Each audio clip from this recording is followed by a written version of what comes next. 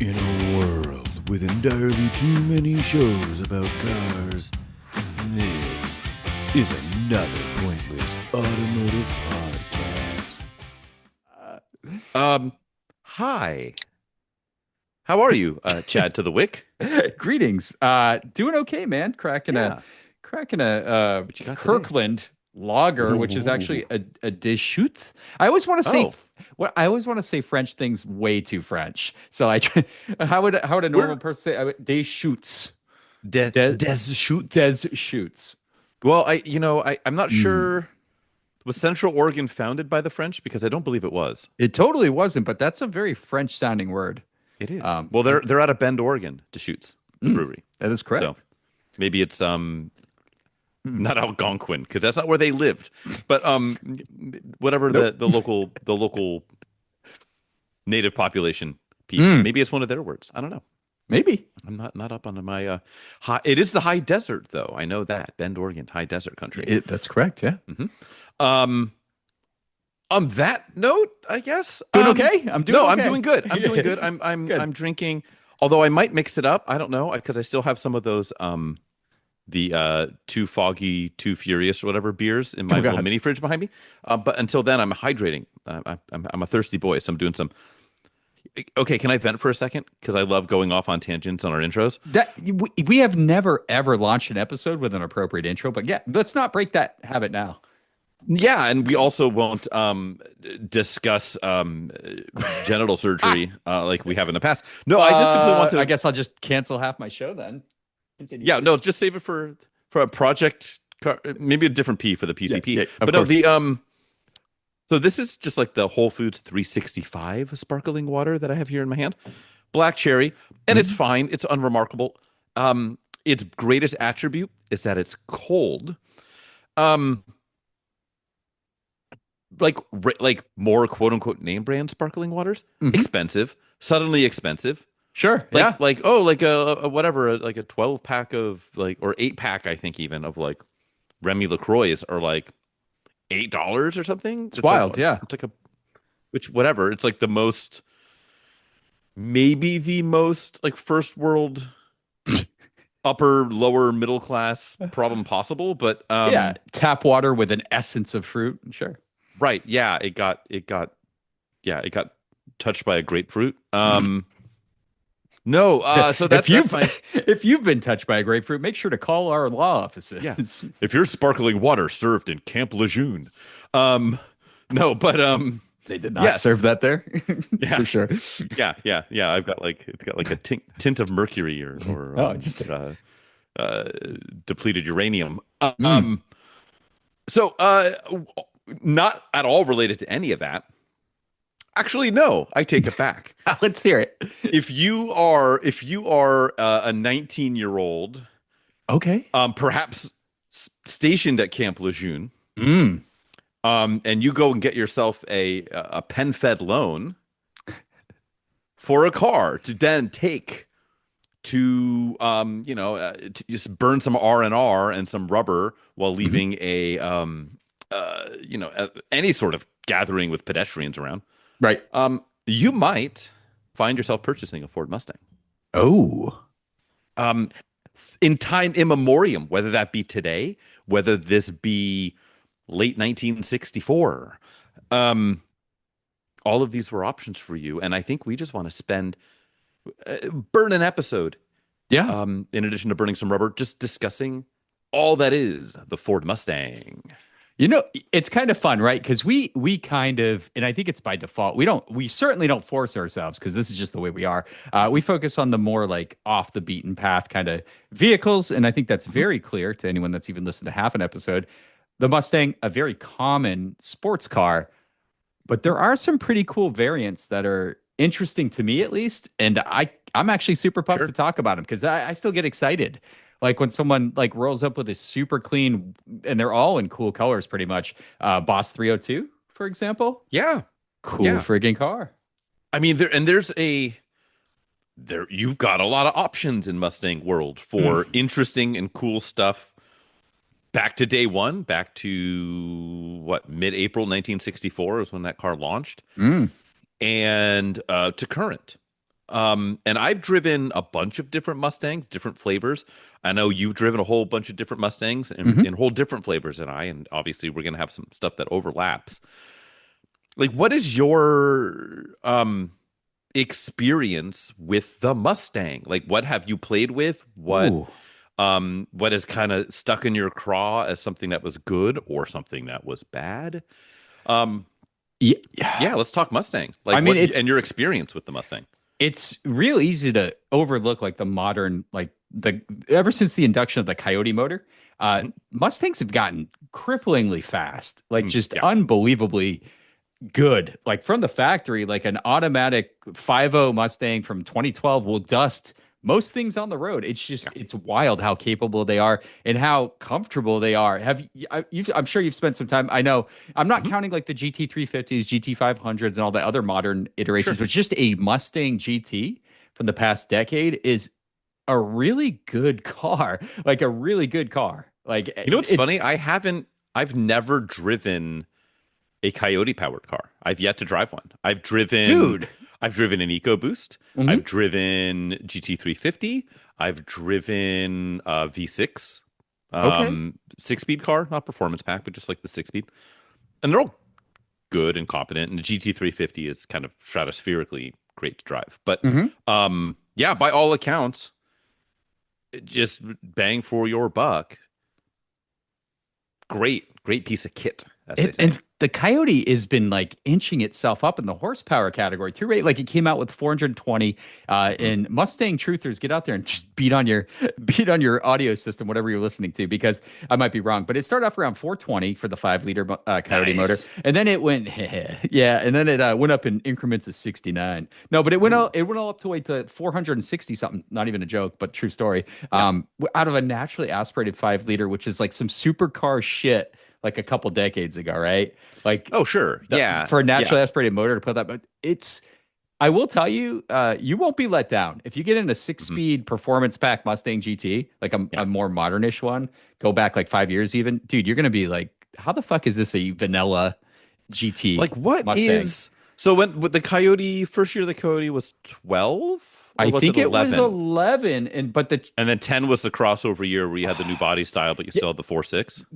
people probably were greatly fucking injured the following year when that horsepower got bumped up by a Oh, dude. hundred plus, dude. It's Yeah. it's so horrible. Yeah. Ah, No, it's I can't log into my Facebook is fighting me right now. I wanted to look on Marketplace and just see oh, an 11 or 12 would bring us so on the market right now. I reviewed. What did I review? Was it a 15 or was it a 2018? I can't remember.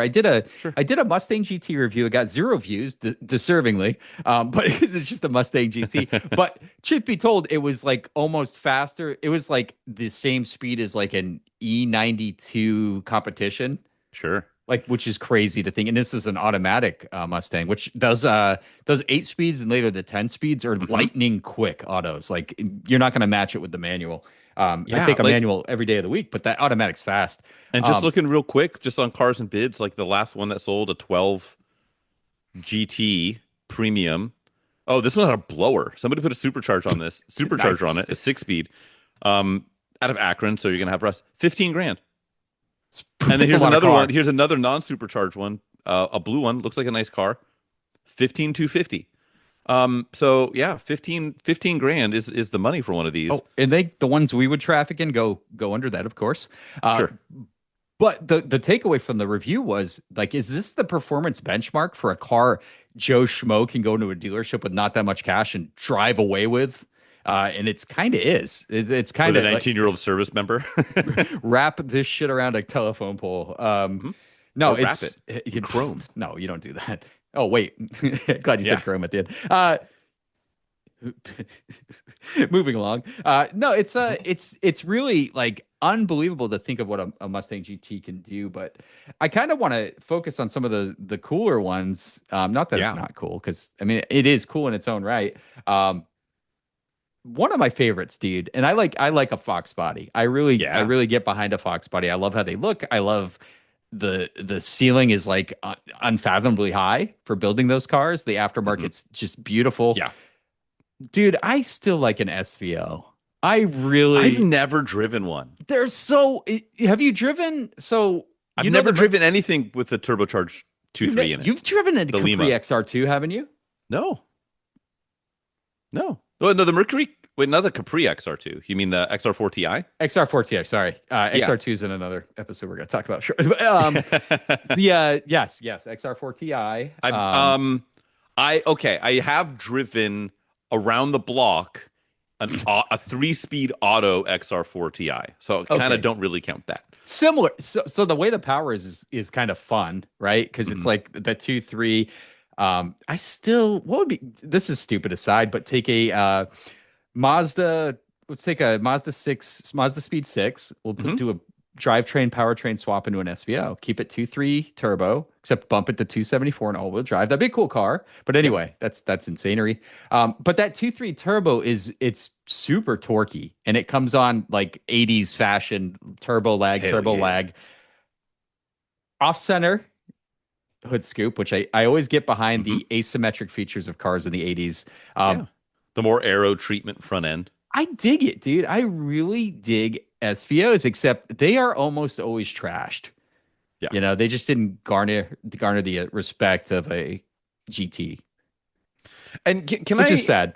No, and I want to jump onto that because there was a time, in the mid 2000s when like peak Fast and Furious ification, like hot import nights and the tuner car thing was like in full force. Right. And you had this kind of air of domestics versus imports where it was like, the new freshly returned Camaro and the Mustang GT with 300 horsepower and you had all that. And I always thought at the time, then in period, that they should bring the SVO back and do as like a lighter, like more import centric tuner car version where you had a turbo 4-cylinder, give it like an aluminum hood and some like really light bits and make it like the tunable drift kid one. Got it. Right. And we eventually got that, but unfortunately it was in the form of the EcoBoost. Which I think is okay, and I've driven an EcoBoost. It was an auto, quite okay, yeah. And it was fine, but it wasn't really set. That was more like, oh, here's the entry Mustang instead of like, here's what the SVO was, which is here's just a different performance machine. Yep. And a different in the 80s, it was we're capitalizing on the turbo hype and the fact that like this is the tech like the decade of the turbo. And I think they could have done that in the mid aughts in the heat of the tuner car scene, and all they would have had to do is like pay Paramount or whoever made the Fast and the Furious movies to have it in Tokyo Drift, and they would have sold them. They could have. Yeah. I mean, Saline was it, right? Like the Saline body kits of that time, slapping a turbo on there. Yeah. Although they did go with like the Terminator Cobras with a supercharger, but that's a whole different animal, right? Than what you're talking about. That was more like we're not going to do the tuner car thing. And yeah, you can tune the hell out of this car, but this is like you take this to the open drag strip in your Podunk County, and you run the 8th mile because there's not enough room for the quarter, and you just destroy everything in your Terminator. And it was just like waving an American flag. And have you driven a Terminator? I have. They're fucking great. They're great. Yeah, like I drove really good. A stock one, and like I know it's rated at like 390 horsepower, but it feels every bit of like 450 when you get on it. Like when you're I mean, it's got just torque forever, dude. Supercharger on like instant boil. It's so good. And I drove a super low mile one. I drove like a 7,000 mile stock one. Okay. And good cars, really good cars, heavy clutch, just like click clack, like not but it like feels gated, right. but like bolt action shifter. It feels appropriate versus when you get in someone's like, I don't know, G37 with like a heavy clutch, right? Doesn't make any sense. But in that car, it just feels serious. You get the wine. Good. Out of all the new edge kind of like Mustang designs, I think that one looks so beefy, dude. Yeah, the beefier front bumper and those like chrome or polished 5-spokes that kind of just work. Freaking killer car, dude. Yeah, those are great. And they're kind of worth money now if you find a clean one, which is not easy to do because they were absolutely hammered immediately, like modified and just destroyed. Yeah, but some people squirreled them away, and those are good. Yeah, I'd take a Mistachrome, I think would be my lean to any of those I'll take any Mustangs. color. Yeah, but Mistachome's just, it's so fucking doesn't make sense today. That's why I want it. Yeah.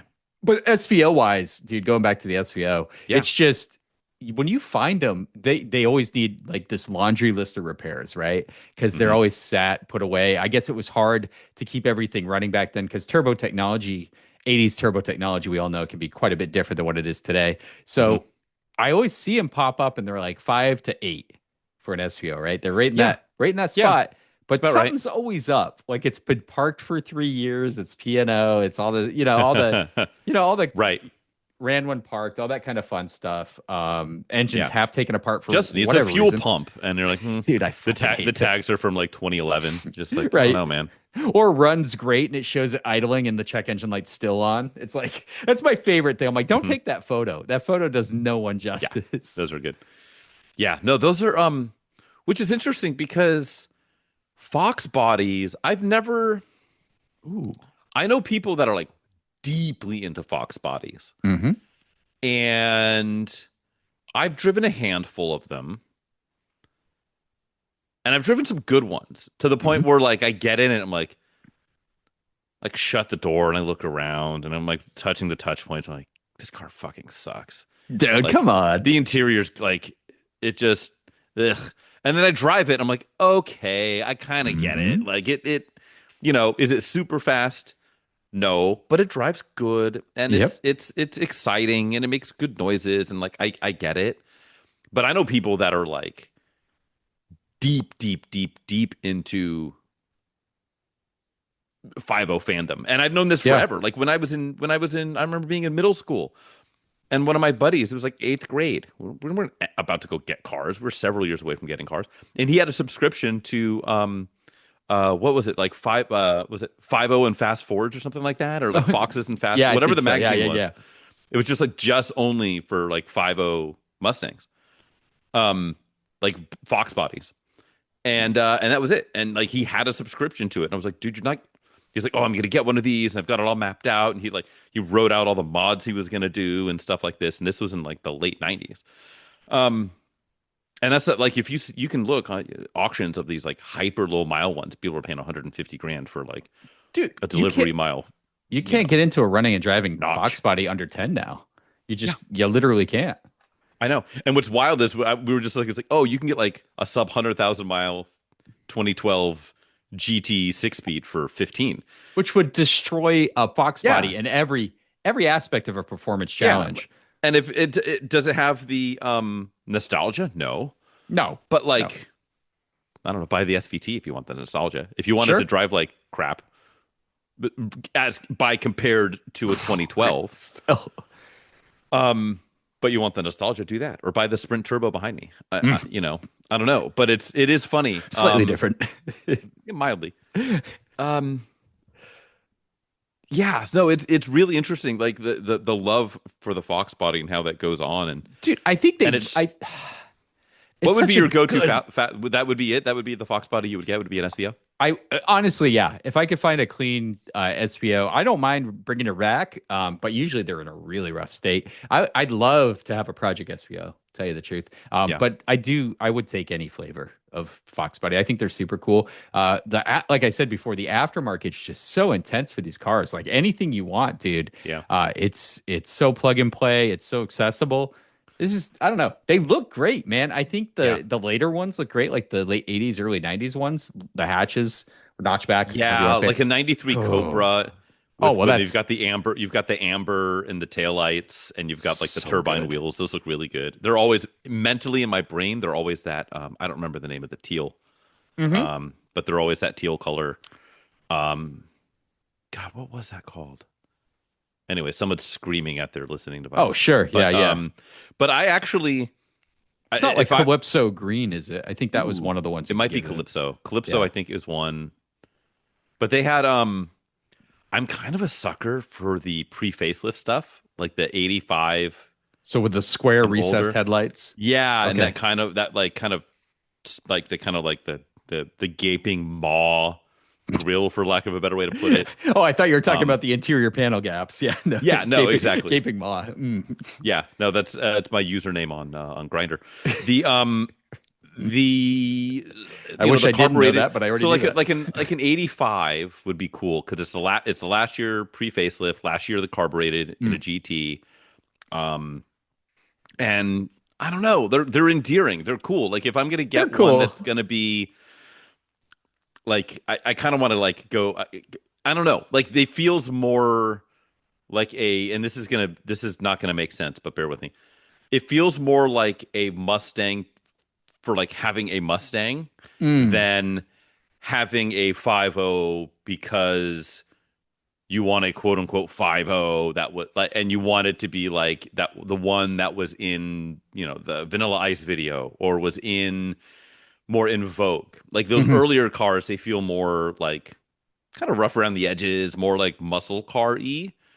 They And that kind of to, doesn't make sense. And I can yeah, appreciate that. But yeah, to be fair, they never ironed out any of those edges, but it looked a little smoother, right? Like the sure. later ones. I think they look more chonky, more like more thought out. And I do dig on that, like an early 90s one. I really get a kick out of how good they look. Right. Or like a really early, like a 79 with like, that really looks like the interior is like, oh, this is a 70s car. Oh Like it, yeah. Yeah. um, you can get some like plaid interior choices, and they had that like terrible like 79 or 80 Cobra. It was like, yeah, it was just kind of terrible, but kind of why I want I like the terrible ones. Give me Have the you terrible. have you ever owned a Mustang? Never owned a Mustang. I've No. never owned a Mustang, which is a weird thing to say, right? I think as car folks, we should probably make that a different answer. Um, Yeah. One I almost, and this is one I checked out. I went and got a ride, took it for a ride, Yeah. was horribly let down. And the more I dug into it, the more I was let down. It was a early 2000s. I can't remember the exact Mhm. year. It was a Mach 1 when they had the Oh yeah. shaker hood. Um, Mhm. it was in that purpley blue. I don't want to say grabber blue. Is that right? Or is that Grabber blue is like the light blue. It's is yeah, I think you're right. I yeah, think it's they called kind it of grabber blue in that year. I think that was it. Yeah. So the color and they had the stripes, right? They always had the racing The stripes, but black. it had the shaker hood with Hmm. was a flat black. And that part of the Like the car Magnum was 500 style wheels. so great looking. The interior was completely shredded. The car ran like shit. It would actually just keep stalling every time it came to a stop, and that wasn't even the biggest Sick. issue. Um, so God, it was like 60. He was asking 60. He was foot down, wouldn't move an inch, $6,500, and I'm just like, I can't do it. Maybe today it's worth it because those things traffic like 12 to 15, even for Hmm. like rough runner and drivers. But back then they were going for like 8, 9. So I just couldn't, I couldn't pull the And those are trigger. what, That's 300 horsepower, I think? I think so. Yeah. So I did they tweak? I can't remember if they had a higher horsepower or lower torque than a regular Ooh. Mustang. There was I don't one of the remember the torque. I do know they made more power. yeah. So I think the trade off was a little torque. Right. So, but the shaker hood was so cool. They look great. Like if you go back and look at those Mach Hmm. ones, they are great looking cars. They had the white shifter, like I think it was a Yeah. Hurst shifter. Hmm. Yeah, and they got pretty good reviews in period, I remember. They're like, if you can look past like the creaks and rattles of owning a Mustang, like Mhm. it's huge performance bang for your buck. Similar to like the Bullet of that same generation, the Bullet Mustangs, the green with the Magnum 500 wheels, or not Magnum 500, the torque thrust style. Yeah, yeah. Those, dude, to be honest though, the 2000, was it 2005, 2006 Hmm. Bullet is my favorite because it has the retro design. Yeah. That one just looks more like more composed, Yeah. more well thought out. But this Mach 1 is another one of those Mustangs like they just look so cool. Like it was just I was just drawn in how Hmm. much personality. You did have a cool exhaust on it, and when you open up any of those Mustangs, they sound so good. It was just like an experience, right? Except for that one was a piece of shit. I'd A shitty still experience, but I'd an still experience nonetheless. right, like because you go into it and you see the car sitting in the driveway, right? When you pull in, you're like, oh. Fuck yeah. And then it just goes downhill from there. Ugh. But dude, what I think that's a cool car. Like Yeah, for sure. You don't have to be Mustang guy to think that's a cool car when you see a clean one of those. Yeah. Like it's got a lot of personality, and they're Mhm. all in great colors. Like that bright yellow is also I very haven't seen one. striking. Yeah, I haven't seen one in a clean one in the wild in a long time. Been a while, right? Yeah, yeah. I'd like Orange. to. They had an orangey red. They had the Yeah, grabber blue. they had that like just orangey killer red, colors. and I think you could. Mm. Did they also have like I think that you can get like a gloss black with like the flat black You can. trim. Yep. Yep. Yeah, which is kind of cool. Yeah, I like those Um, bright colors with the shaker hood and the stripes. Though Yeah. it's just it's the good. grabber blue is like the color. Oh yeah, I know. Yeah, dude, everything in my mind I could do to fight with myself, like logically, to not buy that car. Yeah. No, it's those are cool. And it's funny you mentioned Mach 1. Just in the last few weeks I've driven two Mach 1s. The new one, right? 1969 Mach 1s. Okay. And two very different cars. So one is an original 1969 Mach 1 428. Oh. So big block, Yep. 4-speed. Okay. Red with a red interior, which is pretty sick. That's cool. And it's like a bright red exterior with like a brick red interior. Oh. Burnout monster. That's all that car is good for doing. And not that I was abusing the car, but like I have to make a drive video, so I have to like run it through the gears, and you're just like wheel spin, wheel spin, wheel spin. Like at any, it's got like bias plies on it, Sure, yeah. and it lets you know. But like the steering is sloppy, the suspension is sloppy. Like it feels the shifter is terrible. Still like you get like it's pure attitude. Yep. Right. And then I drove another one just this past week, another 69 Mach 1. But this one is black on black, but a complete resto mod done on this thing in like 2005. Okay. So fuel injected 351. I think on the dyno it was good for like 380 or 390 at the wheels. That's serious. Yeah. Yeah. That's serious stuff. Rack and pinion conversion, disc brakes front and rear. Okay. A T5, so a Tremec 5-speed in it. Drove like a brand new car. I mean, it was like a completely different animal. Lovely to drive. The other one was just like you chuckle, but like the meme, right? The I'm in danger. Right. That's meme. the experience, right? This is like, oh, I can go take this on a mountain road and just like hammer on this thing all day, and it won't care. And it will actually be performant. Like it will it will do, because it had like it's got like PS4S's on it. Oh, and it's modern on rubber, 17-inch wheel. Yeah, it's on you can tell it was a resto mod from the mid 2000s because it's got like the Eleanor style, like Shelby. Oh, God. Gone in 60-second style wheel with the knockoffs and stuff. Of course. But wildly different car, similar like aesthetic. But what a just like, okay, I can see why someone put big money into this thing. Because it's funny, because it's like the thing with Mustangs are they each have their own like era, right? Like you've got the 60s to the Mustang 2, the original, the Mustang 2. I was waiting for you to say Mustang 2 Cobra, because there's a little bit of a want in me for that, dude. There's agreed. The of a King want in me. Cobra, yeah, dude. Blue with the white stripes, please. Yeah. That's There's what I that. I like the black with the gold, like the tan interior, and like the gold. It's a good one. What was on was a big ass snake on the hood, right? Yeah, there was. Yeah. I think that's what it's officially Yo, called. with too, a big ass snake. I'm Brian Fellows. But like, yeah, so there's like the muscle car era stuff, and then you had the Fox body era, right? And then you had probably, I would say, New Edge. Really until the SN95, yeah. I would say all the way through. Oh, I would say almost to the 2011 redesign. Like if you could almost lump. Whoa, no. No, It's all the four. It's still the 4.6, the carryover. no, the new Edge. Well, from an engine standpoint, maybe, but like But I mean, design it's like wise, as like vibe, as like no. zeitgeist, as like era. No, the new Edge versus like that retro design that came out in 0405, very different. They are Very different, but like the No. powertrains are pretty similar. Yeah, because they had the 4.6. Well, Yeah. didn't the original like? Don't get me wrong, but the SN95 started with a 5. They had the 5 liter as a carryover. 94, 95 still had the 5.0. Went to the 4.6, which got a bump Yeah. in power, which is always fun. And then that Yeah. 4.6 soldiered on. You're right, without much 12. improvement through until it got a 200 horsepower bump. But no, that big style difference though between the new Style, yeah, but like just like a 65 is styled very differently than like a 72 Mustang Grand. But like it still had those were still very much like muscle pony car kind of vibes, which Still- the Mustang 2 was not. Well, it was a Pinto, right? Yeah. And then but the Fox body was still a muscle car, pony car, but a very different vibe. Yeah, And yeah. kind of customer base even.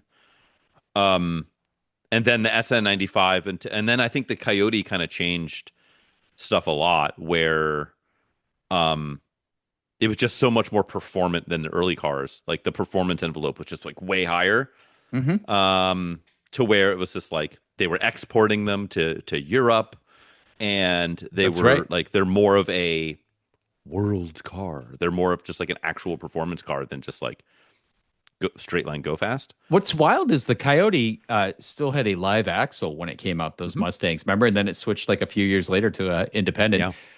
That's kind of neat to all happen in that generation. What's the cheapest generation of Mustang? Is it still SN95? Like if you want to go out and buy a Probably. V8 Mustang, it's got to be, right? Because I think even like a Mustang 2, they're so much harder to find at this point. Oh, absolutely. Because they got like even when they had like a pinch of value, they would had a value as a parts car because people would pull the subframes out and do like the steering conversion on earlier cars because you can do that. Like, Yep. oh yeah, you've got the Mustang 2 subframe and so I think even probably it's got to be SN95. I bet $5,000 or less we could grab runner driver manual V8 SN95 Probably. cars. Yeah, might It's be a a lot of little car. ugly, That's a lot but of car. might be a though. little sloppy. Oh, dude, I hate about those SN95 SN95s, challenge. dude, is the wheels are on board, like inboard, like 4 inches. Especially like the lower trim stuff. Oh, it's so bad. Yeah, like a V6 with like 195 tires. Just, Yeah, with those oof, tri-spoke wheels. oof. Yeah. That's hard. That's hard to look at. But you could get a V8. You get a early Could. 5.50 manual. I mean, probably under $5,000. you can get an SN95 Cobra for not a whole lot more than that. Yeah, like 7 or 8. Yep, Yeah. for a runner driver, And Yeah. like have a big difference. Yeah. Sure, they lied about the 300 horsepower, but or course. 305 was it? I think they claimed They 305 and fibbed. it was not Yeah. there. But that'd be fun. Like that'd be That's not a horrible idea, dude. Cobra off. It's got to Should be. we It's got to be. should the we cheapest. pony car war it and we pick the cheapest iteration of each pony car, Camaro versus Mustang? That could be kind of fun. I'm still. Don't I, Iron Duke. I'm still. I still want the Iron Duke. I knew you were gonna Iron say Duke. Iron Duke. You son of Iron a Duke 3-speed God. auto. I am. I had a friend who in high school she had I believe it was a 90 Mustang convertible 4-cylinder auto, Oh, and it was yeah. it broke a lot for one thing, which was fun. Cool. And it was also just terrible to drive. But it was like, I don't know, that's kind of a dope like high school car, like Yeah, I convertible mean, Mustang for a I guess- girl. Like yeah, it's cool like factor. it's very much like high school girl car, for to be, put my sexism hat on, but like yeah. it kind of it fit the bill, it fit the vibe. It was terrible to drive. I drove it once. I was like, why do you own this? Miserable car. No redeeming features. Kind of neat though. I mean, it's no 90 Chevy Corsica, so I can't cast any stones. But how about a Mustang, not a Mustang, like in the Capri RS? The which one? The Mercury Capri RS. Oh, yeah. Speaking of Fox bodies, I love it. I heard if you break that hatch glass, you're shit out of luck because like they stopped making those like Oh immediately. yeah, And you can't find it. I got a soft spot for those. I think those look cool. cool. They always had really cool decals on the RS models. Yeah. Like they're always like I picture them like a dark gray with like the yellow and orange stripe or the red and orange stripe. Always something, but that bubble glass was RS. so cool in the rear. I'd like to get one of those back to Fox bodies. So that I guess it would be a toss up between an SVO and a RS, like a really nice Capri RS. When's the last time you saw one of those on the road? Because in the wild, no. It's like at a Radwood, sure, but like outside of that, I can't remember the last time I've seen one. Yeah, it's on that list. I do like the idea of getting cheap V8 pony cars though. That's kind of It's funny. I feel like it's tempting. And you can certainly get a cheap SN95 far easier than you can get a cheap V8 manual like F body Camaro. Yeah, agree. Yeah. Most of those like cheap F bodies are auto, almost like 90%. Yeah, if you of them. find a manual, it'll be beaten up and people want too much money for it. Or it's a swap that's done in someone's backyard. I had a buddy who picked up, I believe it was a 95, so LT1, 6-speed Camaro. And it moved. It was no joke. It was like, they didn't lie about that horsepower. That horsepower's there. Yeah. For being the one that like, oh, it's just the LT1. You don't want that one. I think it was it did all right. It had early Fox body 5.0s were under 200 horsepower. So, that's what you're up against. Yeah, and then early SN95 was what? Was it 220, I think? I want to 5.0. Yeah, because it's the holdover from the Fox body. Yeah. It's right there. Yeah, 220. Yeah. Bunch more torque, but more of the torques. Yeah. I don't know. We'll have to that'd be fun. That could be a lot of fun, actually. I'm curious. Here's the thing, though. That's our track day special right there. Fuck.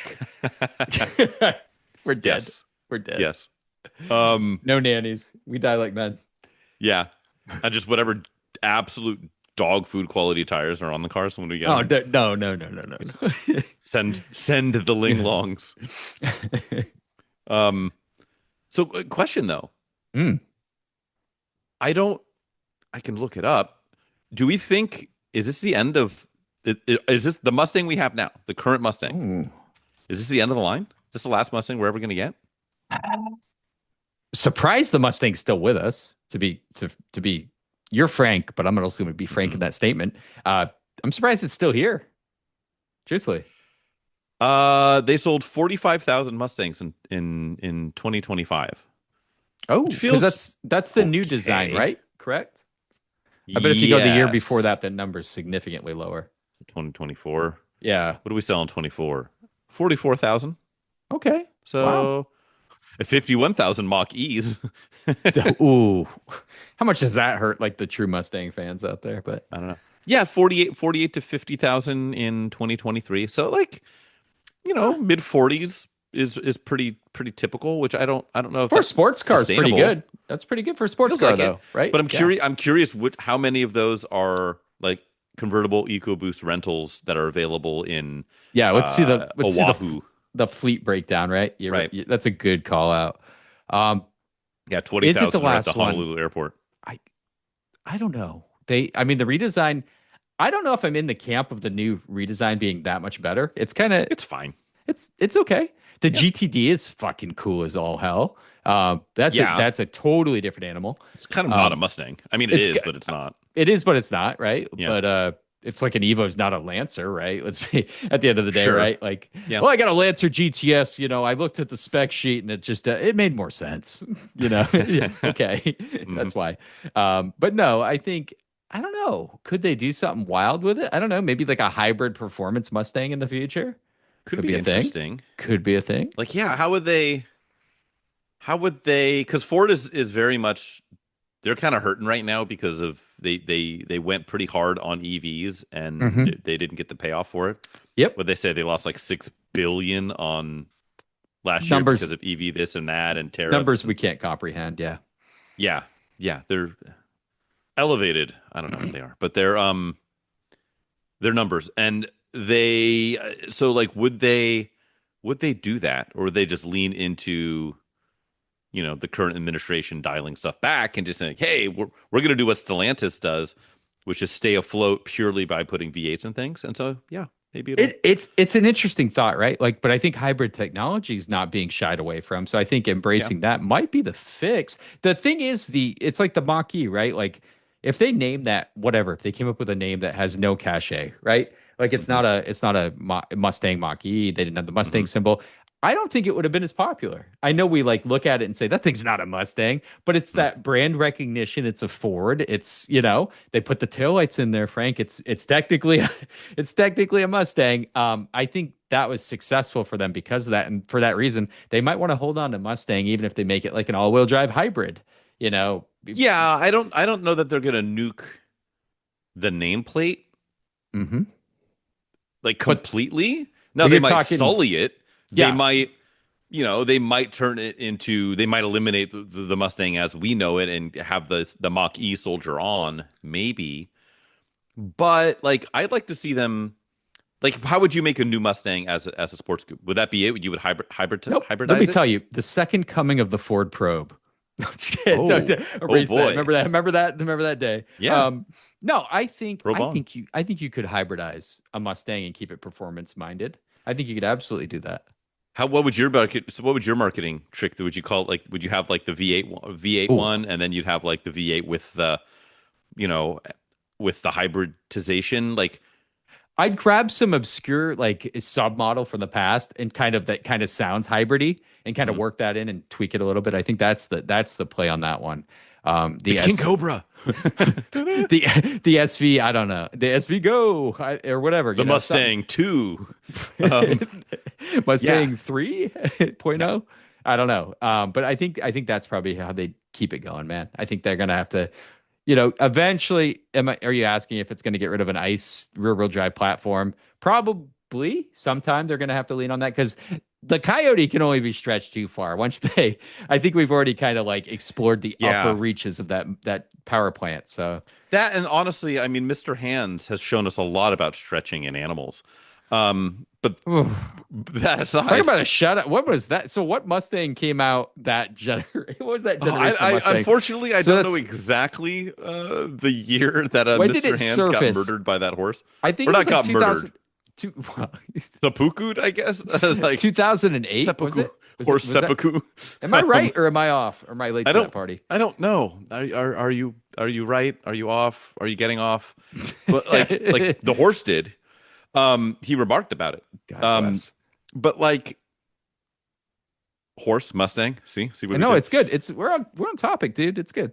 The stretching the coyote. Oh, that's what I was gonna go with. Mhm. So, kind You of the did. good news. The good news for Ford is that their chief competitor has kind of already paved the way for a V8 performance car with a hybrid component Hmm. in the E-Ray and Sure. now the ZR1X, which this is a very different thing we're talking Yeah. about. Yeah.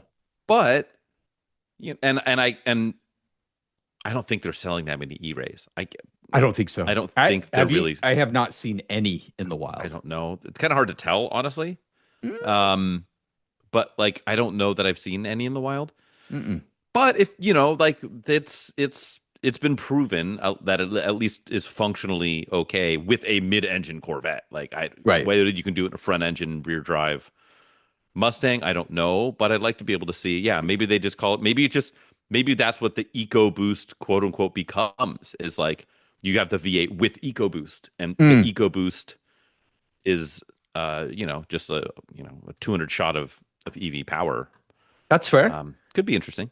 Or are they going to But do like the six pack kind of thing like Dodge is doing and do a twin turbo V6 or something to that effect and I don't know that really, that's really, tenable.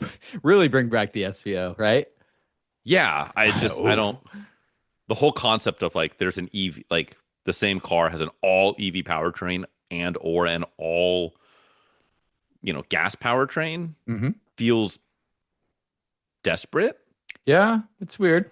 Um, and that's not how I wouldn't clean sheet anything that way. And Stellantis is going to Stellantis, but They and I guess will. Porsche is going to Porsche, right? Because Mm. Porsche's got they're gonna try and do this with the Macan / Cayman. Yep. Maybe I don't know. Interesting. That's Yeah. gonna be a mess. Um, but yeah, it's one Well, messy horse. where are we at the end of this? Mustangs are I'm we into pro. them? I'm Yeah, I pro am too, Mustang. man. I am super pro. We need to get you in a GT, like a Coyote GT, so you can just be like, what the Yeah, fuck? I'm Like, down. how is this much car on tap for this price point? See if I can find one with like 180,000 miles and like no paint for like 6 grand. Dude, that's still so much car. Just Yeah, yeah, so good. yeah. Again, I'll wrap it. Chrome wrap. Let's go. Hmm. Jesus Yeah, Christ. yeah. Straight to the Chrome Dome. Um, All boy, right. should we play a game? Oh, we could do that. Let me explain it while you pull up something. And I think you had a physical. I do. I do have a Oh, physical, a here physical, for a physical, a physical gift. Let me go fetch that. You tell the people what the hell I'm even rambling yeah. on about. In an APA pod first, Frank will be pulling up a physical piece of medium Oh, it's entertainment not a medium. first. You get to Wait, see the back of the ad, by the way, with a okay, you Marlboro don't ad. don't show me the damn I'm ad. not. I already No. spilled the beans last week. So, what we are about to embark on is the automotive print ad quiz game that will never have a name. We actually find magazine articles. They're usually online, but he found an actual physical magazine Mhm. that's killer. We read the ads, omitting anything that gives it away. Today, I'll be guessing. So I have three guesses to figure out what ad Frank is reading. He's a mystical one. He picks some pretty weird stuff and will often stump me. But I get three guesses, 10 minutes. Got to figure out what the hell he's talking about. Every time I fail, I can ask for help. It's kind of a lifeline. He's not a good friend in this game. He's basically my enemy. But we'll get through it. Frank, roll that beautiful bean footage. I'm ready for you. Oh boy. Okay. Let's hear this So, bullshit. uh, quick Mm. spoiler: we may have done this one before, Okay. and I'm saying that simply because I have a physical magazine that I stumbled upon. I got it from a friend of the pod, my homie Ingo at Genau Auto Works, Mhm. and he didn't provide it. I just took it. It was at his place, and I was like, I'm gonna borrow this magazine because it's sick. Dude, Um, thievery is always a pro move. Love it. It is, and I'll return it, and maybe with I don't know, maybe I'll hide a dollar bill in it somewhere, so Oh, it's like a payola. okay. Um, but it's got an ad on the back page because that's where you put the best ads. Yeah. And like this Marlboro ad here. He's got a horse. He's wearing like a rain slicker, and he's It's adjusting kind of his weird. gloves, Yeah. and he's God. Look how absolutely Chad jawed. Not you, Chad, but general internet Chad Thundercock Chad. Yeah, dude. Um, It's like wet. I can tell that print ad is wet from testosterone dripping through the it's soaking through the pages. Oh yeah, It's yeah. so It's good, it's dude. it's humming with testosterone. It is Mm. not suffering from low T. And the ad here is not for testosterone. It is for a vehicle. It's a one-page ad because it's on the back, Uh-huh. and there's two images of the vehicle. One is like low, right at the grill, and like it's like rushing at you with the running lights on, the driving Fuck lights. yeah. And then one is at the below that at the very bottom. It's a profile shot, looking in from the passenger side, Okay. and there's a gentleman, equally masculine looking, It's the only way they Caucasian built them in the gentleman, 80s. Yeah. hair kind of swept back, and he's just sitting staring straight out the windshield. He's not looking at you. He's like looking out the windshield. Mm. Whoa. How can something so well behaved be so nasty? It's a wonderful thing to have amenities in a sports car. They make driving so civilized. And yes, the blank has more than its share of luxury car amenities. But you know what? Forget them. Because in the end, this car isn't about being civilized. It's about 232 turbocharged horsepower. It's about 0 to 60 in 6.7 seconds. There's an asterisk. Yeah, I bet there is. It's about fully independent, double wishbone, race-derived suspension, a new driver's side airbag supplemental restraint system, and optional anti-lock brakes. So go ahead. Enjoy the Blank's automatically climate-controlled, lumbar-supported luxury if you must. But remember what a Blank is really all about. Then there's a phone number. Go, buckle up. Ba, ba, ba, ba, ba. Yeah, that's the ad. Hmm. luxury car amenities, 232 what did it say exactly? Turbocharged horsepower. Mm-hmm. Yeah. Yeah. So You gonna do airbag? Cool. For the driver though. Fuck the passenger. That guy. fuck a Yeah. passenger, dude. Yeah. You ever consider murdering your spouse? Buy Uh, this car. on an hourly basis. Let's start off with the obvious. 80s ad, amazing 0 to 60 time. Horsepower number, V8 from the 80s would have that kind of power, but we're talking turbo. Yeah. Is it a turbocharged V8? I don't know. No, I don't think were there turbo V8s in this time period that were like regular cars. I will say, well, regular cars. All right. Got me there. Qualifier. Geez, I think this one. I think I got a slam dunk on this one, but you know, I want to talk it through a little bit because that's what we do on this little here pod. Fucking great numbers, turbocharged with that kind of power. Now, lots of turbocharging experiments in the 80s. Not that kind of number. Like you can go to all the Dodge stuff. This is not a 2.2 powered turbo Dodge. This is not nothing Japanese was putting out. Well, nothing mainstay cheap economy Japanese, because there were a lot of turbocharged economy cars at this time. This is clearly not that. Based on the ad, the just the way it speaks. Think of the amenities. The amenities. The amenities. This was not a cheap car in period. This was I don't know. You tell me. What car is it? It wasn't. This is going to be a Mach 3 Toyota Supra turbo. What year? Is this the first year? Is this an 88? Final answer, my friend? This is a Mark III Toyota Supra. It is the first year of the driver airbag. Mm-hmm. Although sort of. They kind of fib a little bit in this ad. Uh-oh. It's a funny ad because it's a 1989 Toyota Supra, which is the first year of the facelift, which got you a slightly different bumpers and some other things. And then 90, you had different wheels, but you still had the saw blade wheels on this. It's a crossover year. It's weird. Yeah. But you didn't get, I don't think you got the airbag until 90. But here is the ad. Oh. Dude, what a good looking ad. Check out how masculine this dude is. Oof. Oh, dude, he has no pants on in that. Oh yeah, no, he's just absolutely ruining himself right there. How did they catch? That's part of the amenities. How did they catch that top photo? We're talking 80s. Was someone hanging out of like a pickup truck, like a Toyota pickup truck? I mean, probably. But to capture that, like that kind of.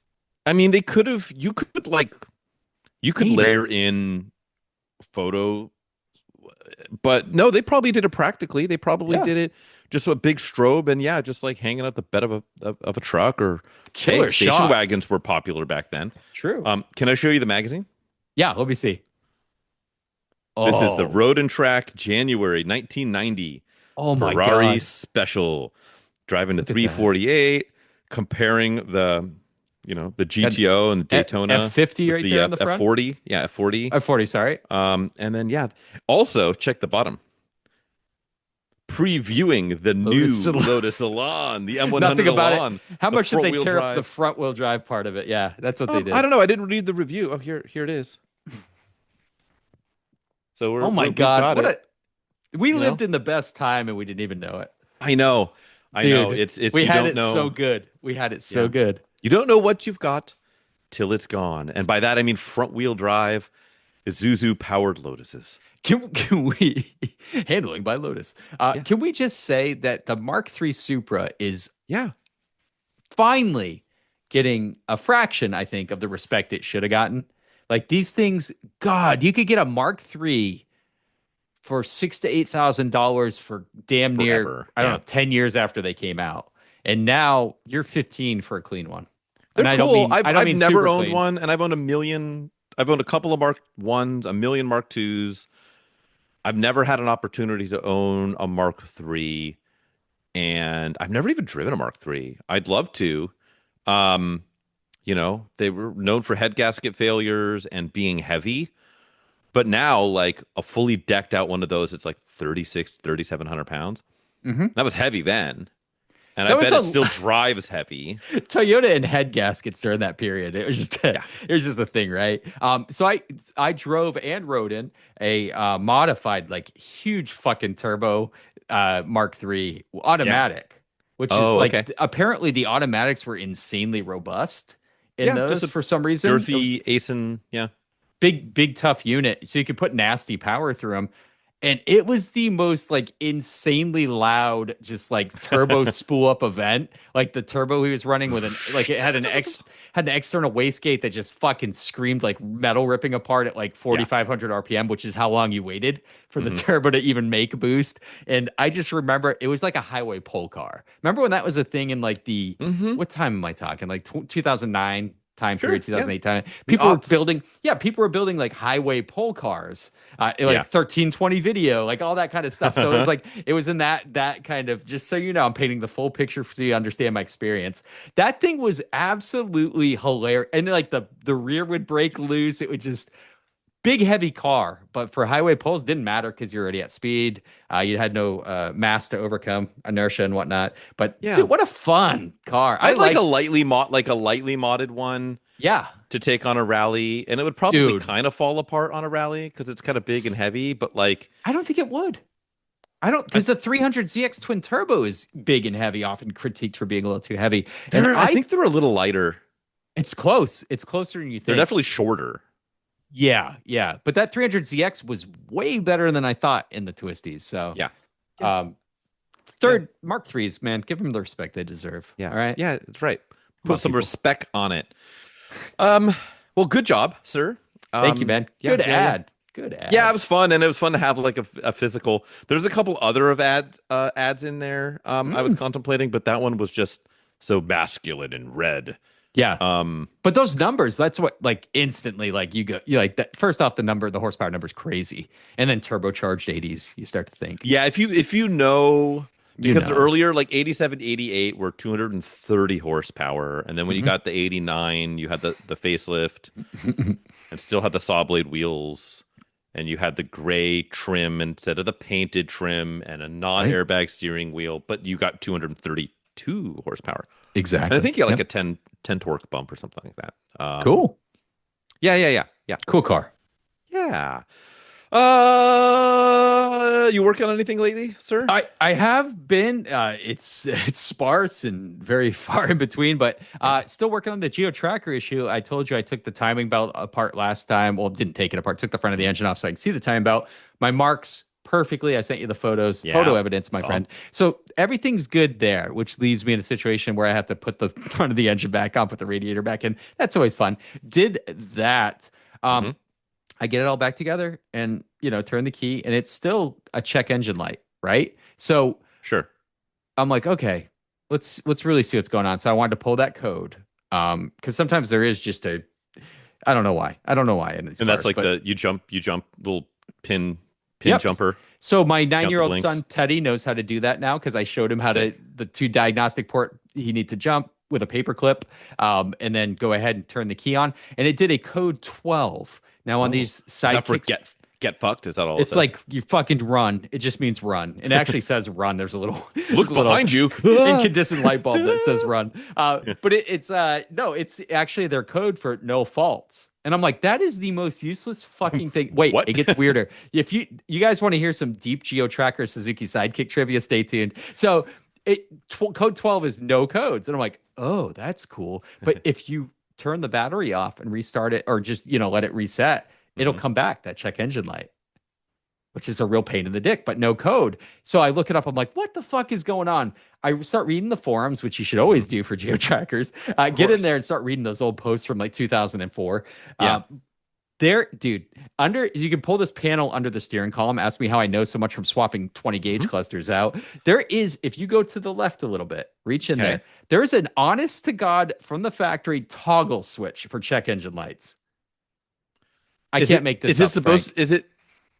Is it like a okay, hear me out. Is that like you hit the switch to test the diagnostic system? Like you flip the switch to make sure that like the module that like blinks and the actual check engine light work, and you go, okay, well that works, No, and then you flip it off. Like, it's just a reset check engine light because people are like, oh, I have this misfire and I just do this and I sell the car. And I'm like, that's fucked. Because then it'll still have to go through right, so many drive cycles before. No, it actually resets the check engine light. But the thing is, like, if there is a fault, it instantly comes back. That switch does nothing. So it's only for that sure, code 12, which is like, it's got probably it. tied to some kind of bullshit, but it's people do use that. So that's another thing. If you're buying trackers and sidekicks, drive it for a little bit and then make sure the smog was done Right. legitimately because they can flip that switch and cut the check engine light. And I Huh. think if you shut it off, the check engine light won't illuminate. Not So even at you flip startup. the switch and then shut it down. Dude, why? Why is this a thing? But anyway, so I'm like, holy shit, there's a real toggle switch. And it looks aftermarket. I'm not joking, Right. but it Yeah. was from the factory. It's like So a chrome dip it's switch. so You're like, what? stupid. Yeah, dude. It's like what you'd have for your fucking science fair project that you did. Mhm. Like, here's how electricity gets to your neighborhood. Yeah, you flip it and a paper mache volcano just erupts in the back seat. You're like, God damn it, what the hell? 80s baking Why is soda. that there? But no, dude. So that I did that. Turned the car back on. Check engine light. Sure as shit is gone. So there's no Okay. codes. How's it run? It's still fucking vibrating at idle, like mad vibration. Huh. So tune in next time. I'm gonna actually do the timing light and check my ignition timing just to make sure something isn't crazy. But I don't think so. I And think it's only at idle. Like if you tip in throttle, it's fine. nothing mellows out when you drive it. No lack of power. None of the other, like if your ignition timing's way off, you know how sometimes it like, or like the timing belt, like that's kind of what made me think it wasn't the timing belt being off because it'll always run like dog shit if you're off by a Right. tooth.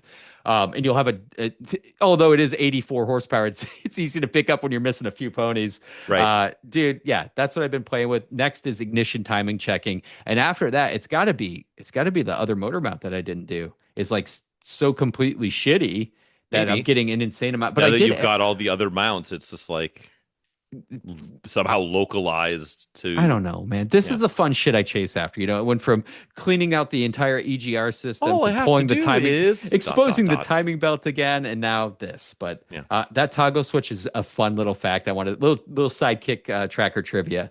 Dude, how funny is Yeah. that shit, dude? It looks so, dude. It looks like an aftermarket like Pep Boys kill switch. Um, fuck it. Sick. I love these cars. How about you, man? Turning any wrenches? General maintenance. Hmm, Ta-da! I love that So shit. yeah, just on the wife's daily, the first generation Hmm. Highlander hybrid. And it's funny, it's the car's totally a totally adequate machine. We've never Hmm. had any problems with it. I bought it in 2022, Okay. 2022, 2023, somewhere in there, through a friend of the pod, Car Donation Services. Hmm. Um, and it had 91,000 miles on it then. We now have Okay. 133 on it. Her commute is tiny. Yeah. Yeah. It's under It's a good. mile each way. But that's the car we're gonna drive to Disneyland. We take that car, whatever. Makes sense. Yeah. We're gonna go to the snow. We go up there. It's like the loaded up, limited four-wheel drive all the things, right? That's right. All right. And so, and it's been flawless. But it's like kind of uninspiring. It's like silver with a gray leather interior, Okay. and it's like the daily, so it's got like daily driver problems, which is mostly that it's like perpetually dirty and like needs to get cleaned out, and like it's just Mm. uninspiring, right? So it's like, maybe we'll replace it one day, whatever. And then anytime I do any kind of work or maintenance on it, I pop the hood and I look around. I'm looking for like, okay, I do the standard stuff. I'm gonna change the oil, but while I'm here, Hmm. let me look at like how are my battery terminals? How are all my fluids? Does anything look like it's starting to leak or seep a little bit? How let me check the air filter, and everything is always perfect. Freaking Toyotas, man. It's like this car has never leaked a drop of anything in its life. Hmm. There's not even like a beginning of like dirty buildup around like where the valve cover gaskets might be. Nothing. Everything is perfect. All the Yep. fluids look perfect. Even on this, and we just go, I learned on this and on I don't know if your CT 200H is like this, but mine is. Like a lot of times I'm kind of wary about waiting to do my oil changes at the service indicator reminder, Mm. because I feel like a lot of times they'll stretch out a little longer than I would normally want to do an oil change. Do you mean Right? on time or mileage? On whatever the thing that comes up on the dash and Oh. says, you're due for maintenance soon. Because in theory, on these cars, it will take into account the last time you reset that light, the mileage of where you reset that light, in addition to your driving, habits. Okay. Yeah, my In CT theory. is set for 5,000, which is when I do my oil changes. Right. So mine, like my CT, like the Highlander, it's just set to like whatever it feels like, whether it's 3,000 miles, 5,000 miles, 4,286, 6,172. It's not like a hard line. It's based upon. You bought the Skynet edition. It's Right. It's self-aware. It is. And so just wait for the maintenance reminder. Okay, great. Okay. And a lot of times on those ones where it's like variable and it's the Skynet edition, Cyberdyne technology is involved. I'm always a little wary of it. And because I feel like it stretches it out longer. Right. But each time I go, especially on this Highlander, on my Lexus too, but definitely on the Highlander, it's like, oh, the reminder's up, and I look because I reset one of the two trips, trip A or trip B. I usually reset trip B every time I change the oil, so I can kind of know exactly when it's kicking on. And this one, it was like whatever 4,300 miles or something. Okay, that feels about right. I look at it, it's dead on full, and it's like golden honey. I was like, this looks great. Like, I don't have to break my neck to change this today, but I'm gonna do it. I'm here. Sure. Whatever. Right. What a good appliance this thing has been. I have no excuse. It's like I walk away from it, like changing the oil on it and putting it up, and I put everything away, and I'm just like, oh, we're not replacing that thing anytime soon. Nuh-uh. Exactly. No. Yeah. Like thinking about it, just like, well, if this and and like the new R2 comes out, it'd be kind of cool, like for what my wife does with the car. Like an EV would be a very nice thing, and having some new amenities and this and that. And then I'm like, oh, dude, this car has like 400,000 more miles in it of just dutiful service. Like, Right. So it's gonna be due for tires soon. So I'm gonna order tires. I think I want to do cross climates, Michelin cross climates. Okay. Just for for the summer that we're going into, I guess. I don't know. Yeah. Get ready for it. But yeah, just yeah. So I've got like nothing like some boring maintenance on the boring daily to like make you feel good about your automotive daily driver decisions. So Nice. that's all I've done so far is some maintenance. But I got more stuff to work on here soon. Nice. Well, let's shut this thing up. We're up against it. Guys, thanks again for joining us. APA Pod, another Pointless Automotive podcast. Thanks for listening. Feel free to review the show. We like that. Also, check us out on Instagram. We don't do anything there. Every episode is on YouTube. Subscribe, hang out, leave some comments there. Yeah, check us out. Yeah, if you're seeing it, you're seeing it. We appreciate that.